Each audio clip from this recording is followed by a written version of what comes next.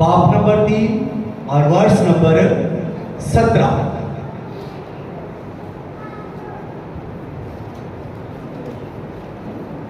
क्योंकि अगर खुदा की यही मर्जी हो कि तुम नेकी करने के सबब से दुख उठाओ, तो ये बदी करने के सबब से दुख उठाने से बेहतर है।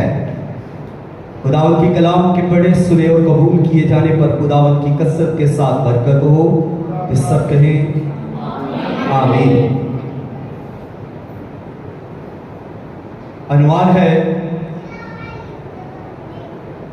नेकी की खातर या हक की खातर दुख सहना। नेकी की खातर या हक की खातर दुख सहना। बाइबल मुकद्दस की वर्स जिस पर मुकद्दस पतरस रसूल भेद खोल रहे हैं, कलीसिया यानी इब्तदाई कलीसिया से मुखातिब है। जब इब्तदाई कलीसिया दुखों में से गुजर रही थी, जब इब्तदाई कलीसिया पर तरह तरह से मुश्किलें आ रही थी, जब इब्तदाई कलीसिया जो खुदावंद यीशु मसीह पर ईमान रखते थे, इब्तदाई कलीसिया जो यीशु मसीह की गवाही दे रही थी, इब्तदाई कलीसिया जो जगह पर जगह जा रही थी, इब्तदाई कलीसिया को जब ये नेकी के ये काम कर रहे हैं, एक दूसरे की मदद कर रहे हैं, इब्तदाई कलीसिया एक दूसरे के साथ साथ चल रही है, एक इब्तदाई कलीसिया जब शोल्डर टू शोल्डर चल रहे हैं और अमीर गरीब का साथ दे रहा है, बीमार का साथ दिया जा रहा है, तो अपनी जायदादें जब आपस में तकसीम की जा रही है, जब एक मुट्ठी होकर वो गवाही दे रहे हैं, दुनिया के अंदर निकल चुके हैं, तो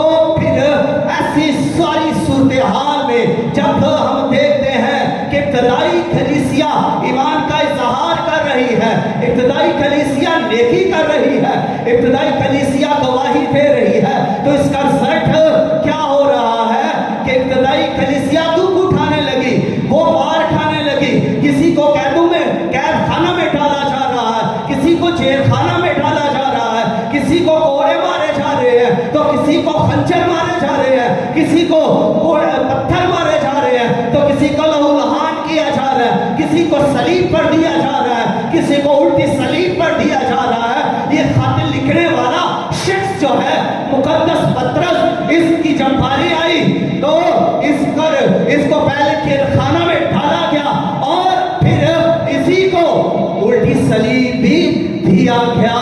ये दुखों में से गुजर रहा है, कलीसिया दुखों में से गुजर रहे हैं, रसूल दुखों में से गुजर रहे हैं। तो वजह क्या है, सबब क्या है?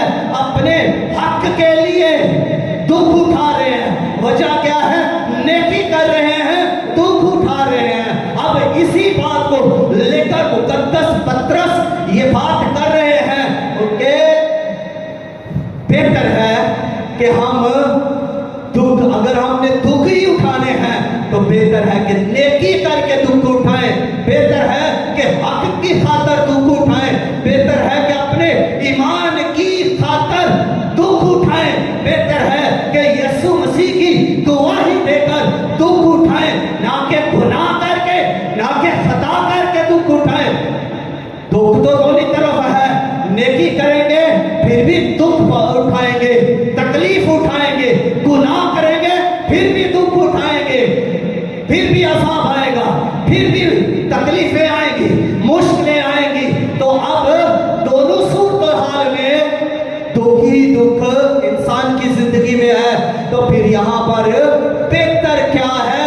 पतरस रसूल ये बयान कर रहे हैं कि बेहतर यही है कि हम नेकी करके दुख उठाएं, हम अच्छे कामों के सबब से दुख उठाएं, हम रास्तबाजी की खातर दुख उठाएं, हम मसीह की खातर दुख उठाएं। ये बेहतर है, ये बेहतर है। अगर हमने कोड़े ही खाने हैं तो फिर नेकी करके कोड़े खाए। अगर हमने पत्थर ही खाने हैं तो फिर नेकी करके पत्थर खाएं। अगर हमने अदालतों में जाना ही है तो फिर नेकी की खातर, ईमान की खातर, गवाही की खातर जाएं। और फिर अगर हमें आग में से गुजरना ही है तो फिर नेकी करके आग में से गुजरे। हम पर जुल्म ही होना है, असियत ही होनी है तो फिर हम नेकी का दामन पकड़ लें। नेकी को ना छोड़े, नेकी को करें, नेकी को ज्यादा करें। अगर आपको दुख मिल रहे हैं आप ज्यादा नेकी करें, आप ज्यादा सखावत करें, आप ज्यादा खुदा से मोहब्बत करें, आप खुदा की ज्यादा वर्शिप करें, आप खुदा की ज्यादा प्रस्तश करें, आप खुदा का ज्यादा कलाम पढ़े और इस पर अमल करें ताकि आप ज्यादा नेकी कर सके, ज्यादा खुदा की कुर्बत को हासिल कर सके। और इसके इफज अगर इस दुनिया में हमें दुख मिल रहा है तो नो प्रॉब्लम, बेटर है, ये बेहतर है। यही बात पतरस रसूल हमारे साथ ये शेयर कर रहे हैं कि हम इस बात को सीख ले।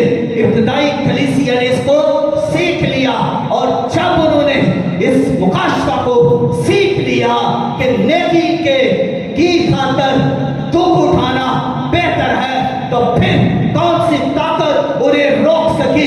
ना खंजर उन्हें रोक सके, ना तलवारें उन्हें रोक सकी, ना शमशीरें उन्हें रोक सकी, ना पत्थर उन्हें रोक सके, ना कौमें उन्हें रोक सकी, ना हुकूमतें उन्हें रोक सकी, ना शैतानी कुव्वत, ना रोमी कुव्वत, ना फौजी कुव्वत उन्हें रोक सकी। उन्हें आगे बढ़ने से फिर कोई रोक ना सका, उन्हें नेकी करने से फिर कोई रोक ना सका, ना आग उन्हें रोक सकी, ना स्टेडियम उन्हें रोक सके, कोई भी उन्हें रोक ना सका क्योंकि वो इस मुकाशफा को पा चुके थे। वो ईमान से भरे हुए थे, गवाही से लबरेज थे और आगे बढ़ने से वो डरते नहीं थे, आगे बढ़ने से हिचकिचाते नहीं थे।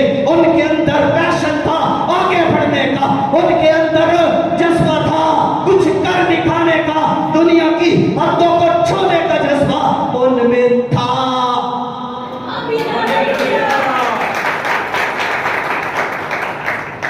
और आज इस बात पर भी गौर करना है कि क्या उनमें ये पैशन था कि दूसरों को गिराएं, अपनों से मुखालफत करें? उनमें ये पैशन था, ये जज्बा था कि अपनी ही टीम का सत्यानाश कर दे? क्या उनमें ये जज्बा था कि हमने गवाही नहीं देनी, हमने खिदमत नहीं करनी? उनमें ऐसा कोई जज्बा नहीं था।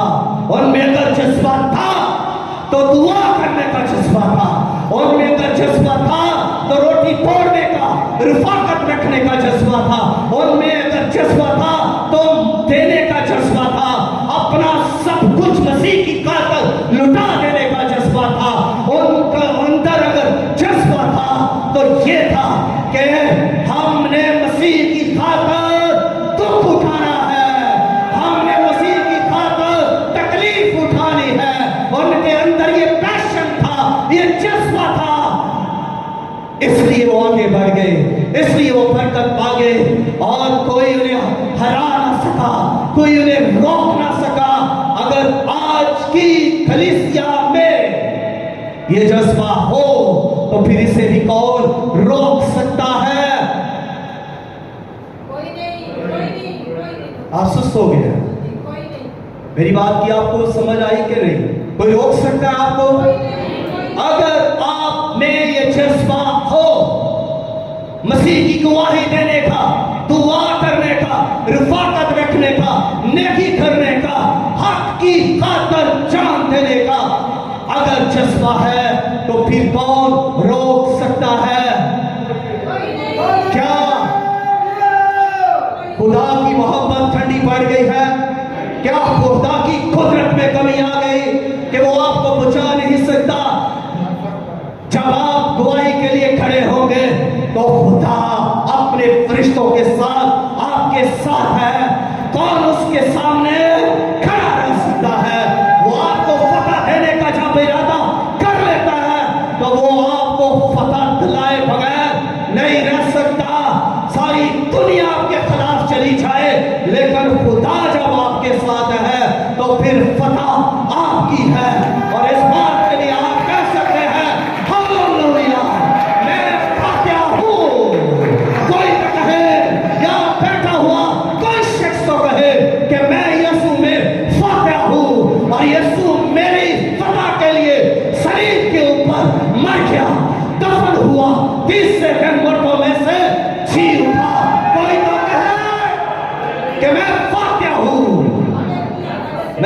मैं प्रस्तुत करता हूँ वो फातिहा है और वो मेरे साथ है।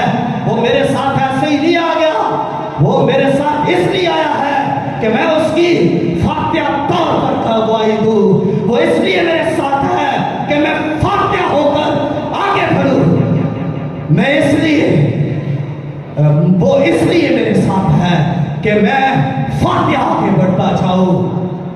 इसलिए मसीह हमारे साथ है कि हम फातिहा होकर रहे।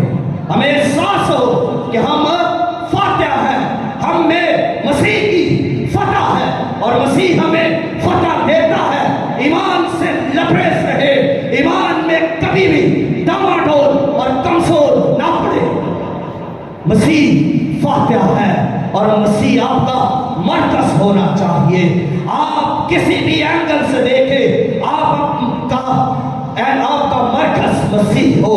अगर आप इस तरफ से आ रहे हैं ध्यान, अगर आप मगरब की तरफ हैं तो चलते हुए आपका ध्यान, आपका मरकज मसीह हो, आपकी नजर मसीह हो। आपको सलीब के लिए लिया जा रहा है, आपको कोड़ों के लिए लिया जा रहा है, या आपको आग में डालने के लिए लिया जा रहा है।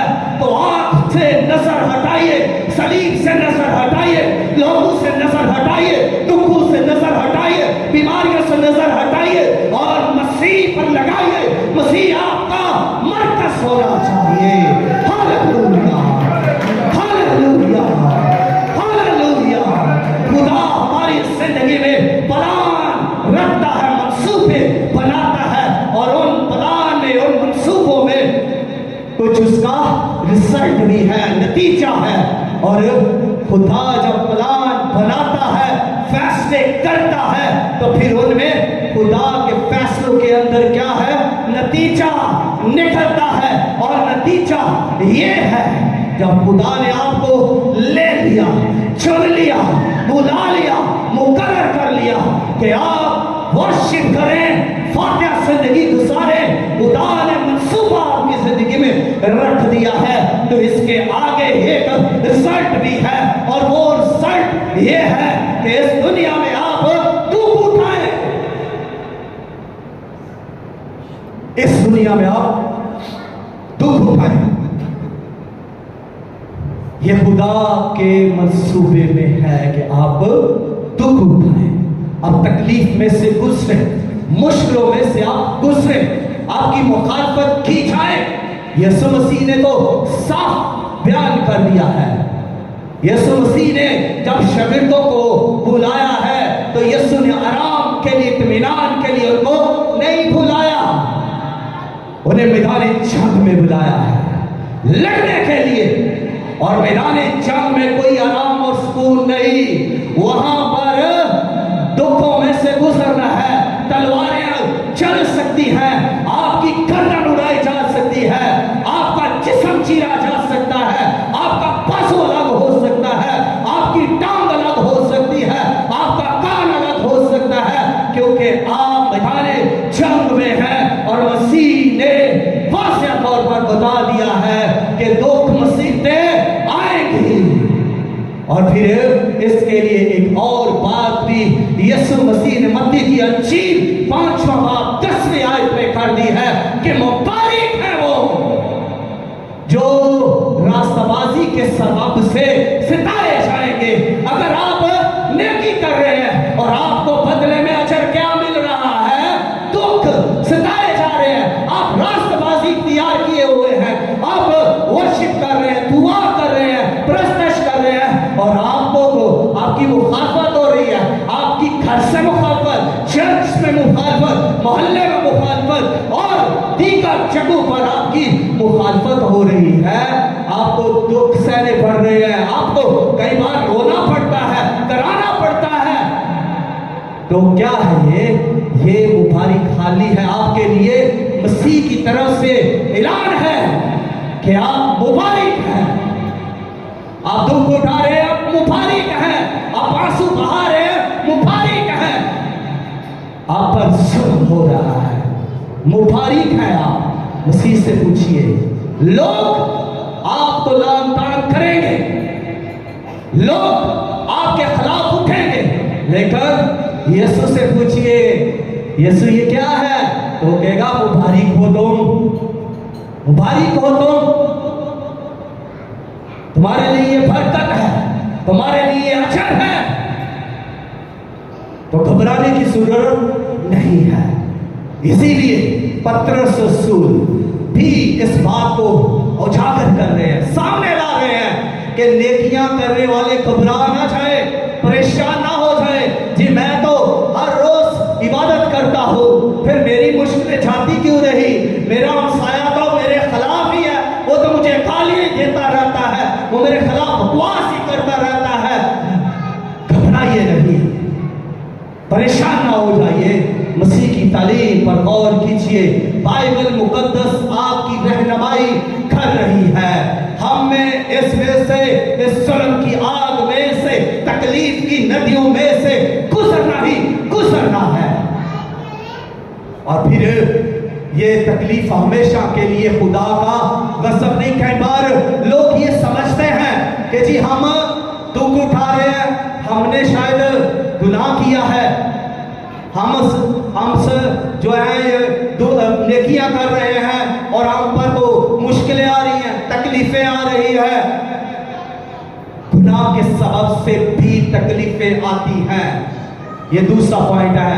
पहला, नेकी के सबब से तकलीफें आती हैं, दुख आते हैं, मुसीबतें आती हैं। और दूसरा, गुनाह जब जब कोई इंसान करता है, तभी जब जब कोई इंसान करता है तो उसके सबब से भी वो सताया जाता है, लानतान उसे होती है, कैद में उसे कई बार गुनाह के सबब से डाला जाता है, और कई बार उसे फांसी दिया जाता है, कई बार गुनाह के सबब से ही वो इस दुनिया में जिल्लत और रसवाई के कुओं में गिर जाता है। और अगली तीसरी बात एक और भी है, कई बार दुख हम खुदा के मंसूबे की वजह से भी उठाते हैं। इस बात को भी जरा गौर कर लीजिएगा कि ना तो हम गुनाह करते हैं, जब हम गुनाह भी नहीं कर रहे तो हम दुख उठा रहे हैं, जब हम गुनाह कर रहे हैं फिर भी हम दुख उठा रहे हैं। तो लेकिन तीसरी बात इससे ज्यादा उत्तम है, जब हम ये सब नहीं कर रहे, ये हम नहीं कर रहे और हम खुदा के मंसूबा में हैं, तब भी हम पर दुख आ सकता है, आजमाइश आ सकती है। इसकी खूबसूरत मिसाल मुकद्दस यूसुफ की है। मुकद्दस यूसुफ जब मिस्र के अंदर आया तो कौन सा गुनाह करके आया? जब वो कैद में डाला गया तो कौन सा गुनाह करके आया? कोई गुनाह नहीं करके आया।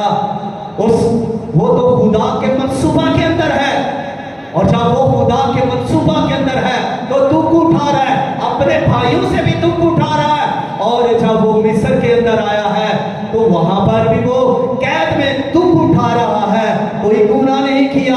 हालांकि एक औरत तो उसे पकड़ने को है, जकड़ने को है, सोबत करने को है, वो तो दामन छिड़ाकर भागा है, कोई गुनाह नहीं किया, कोई उसकी आंख मैली नहीं है, कोई उसके दिल के अंदर ज़ना का ख्याल नहीं, वो तो भागा, उससे जान छुड़ाई। लेकिन नतीजा क्या निकला? तकलीफ, कैदखाना में डाला गया। तो ये क्या था? ये खुदा का मंसूबा था कि उसके वसीला से दूसरे बचाए जाएं, उसके वसीला से उसके घर वाले, बहन भाई उसके वसीला से बचाए गए, और लोग उसके वसीला से बचाए गए। और वो मिस्र में जब हाकम बन गया तो वही लोग उसके पास आए और आकर कहते हैं कि तेरे होते हुए हम क्यों भूखे मरे, तेरे होते हुए हम क्यों भूखे मरे। रास्तबाजी के सबब से, खुदा के मंसूबों के सबब से हम दुख उठा सकते हैं। और इसके लिए बाइबल मुकद्दस हमें ये बार बार तालीम दे रही है कि दुख, नेकी की खातर दुख सहो, बेहतर है ये गुनाह करने के सबब से दुख सहने से। तो अब